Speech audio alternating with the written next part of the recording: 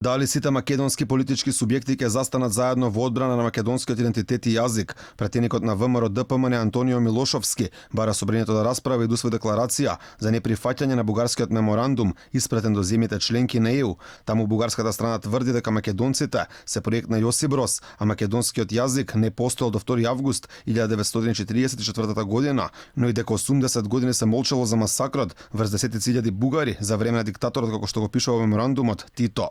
Милошовски смета дека е неприфатливо да се преговара не само за македонскиот, туку за било кој национален јазик. Собранието би било добро како контраодговор на Бугарското национално собрание да усвои една заедничка декларација во која што идентитетот на македонскиот народ, посебноста на македонскиот јазик и сите други културни и национални обележја би биле заеднички потврдени и со самото тоа афирмирани како дел од европските вредности на културните и национални идентитети на овој континент.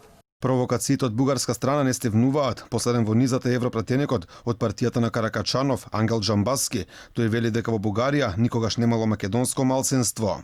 Тие наводно се подготвувале да се борат против корупцијата, а излезе да ја прашаат власта во Бугарија за правата на сексуалните и етничките малцинства, вклучувајќи го и македонското. Во Бугарија немало, нема и не може да има македонско малцинство. А по ваквите бугарски пораки, конечно со попрецизен став излегува од македонскиот тим од заедничката комисија со Бугарија, председателот на тимот експерти Драги Ѓоргиев вели меморандумот може да направи безпредметна работата на комисијата. Објаснувачкиот меморандум на Република Бугарија е упатен до земјите членки на Европската унија во пресред на одлуката за започнување на преговорите, во кој се негира современиот македонски јазик и идентитет не може да биде во функција на постигнување успех на комисијата. Обидот за негирање на македонскиот јазик, според писателот и универзитетски професор Велес Милевски, е знак за оживување на национал-шовинистичката политика на Бугарија од времето на Тодор Живков.